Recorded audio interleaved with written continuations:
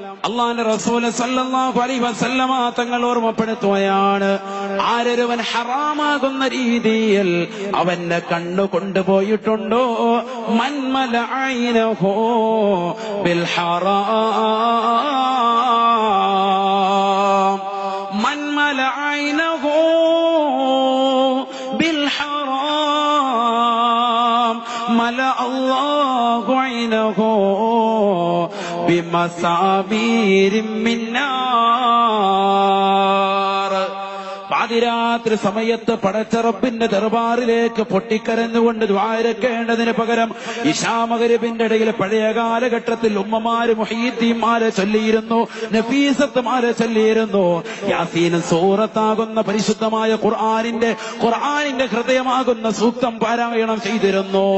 വാഖിഅ എന്ന് പറയുന്ന വീട്ടിൽ ദാരിദ്ര്യ നിർമ്മാർജ്ജനത്തിന് വേണ്ടി അല്ലാഹുവിന്റെ റസൂൽ പഠിപ്പിച്ചതാകുന്ന സൂറത്തിൽ വാഖിഅ ഓതിയിരുന്ന മക്കളുണ്ടായിരുന്നു. ഖബറിന്റെ ജീവിതമാകുന്ന ഏകാന്ത ജീവിതത്തിൽ അവന് സന്തോഷം പകരാൻ വേണ്ടി സൂറത്തുൽ മുൽക്ക് ഓതിയിരുന്ന ഒരു പതിവ് മുൻഗാമികളാകുന്ന നമ്മുടെ ഉമ്മമാർക്കുണ്ടായിരുന്നു, നമ്മുടെ മക്കൾക്കുണ്ടായിരുന്നു, നമുക്കുണ്ടായിരുന്നു. പക്ഷേ ഇന്ന് നമ്മുടെ മക്കൾക്ക് അതിന് സമയമില്ല. ഇശാ മഗ്‌രിബിന്റെ ഇടയിൽ ഉമ്മ സീരിയലിന്റെ ലോകത്താണ്.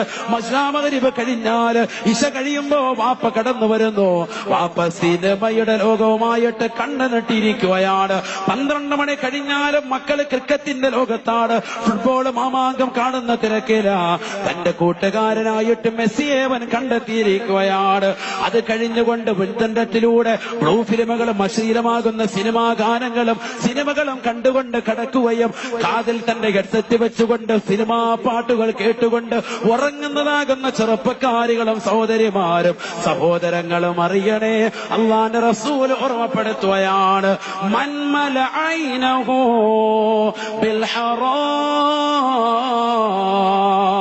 ഹറാം കണ്ടുകൊണ്ട് കണ്ണ് നിറച്ചതായ ആളുകൾ ആരൊക്കെയുണ്ടോ, ഹറാം കണ്ടുകൊണ്ട്, അത് സീരിയലാകട്ടെ, സിനിമയാകട്ടെ, അത് മോശപ്പെട്ടതാകുന്ന സിനിമകളാകട്ടെ, അത് നാടകങ്ങളാകട്ടെ, അത് മോശപ്പെട്ടതാകുന്ന തരത്തിലേക്ക് തന്റെ കാതുകളെ കൊണ്ടുപോകലാകട്ടെ, അത്തരത്തിലുള്ള രീതികൾ ആരൊരുവന്റെ കണ്ണിനെ നിറച്ചിട്ടുണ്ടോ, അഥവാ കൺകുളിർക്ക സിനിമകൾ കണ്ടിട്ടുണ്ടോ, മല അല്ലാഹു ഐനഹി ബിമസാമീരിൻ മിൻ നാർ.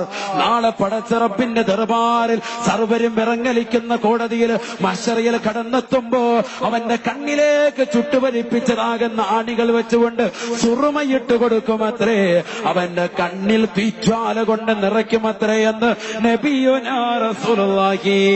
ഹറാം കാണരുത് സഹോദരാ, ഹറാം കേൾക്കരുത് സഹോദരാ. നിന്റെ കാതിനെ നീ സൂക്ഷിക്കണേ പെങ്ങളെ, നിന്റെ കൈകാലുകൾ ഹറാമിലേക്ക് നടന്നു പോകരുതേ.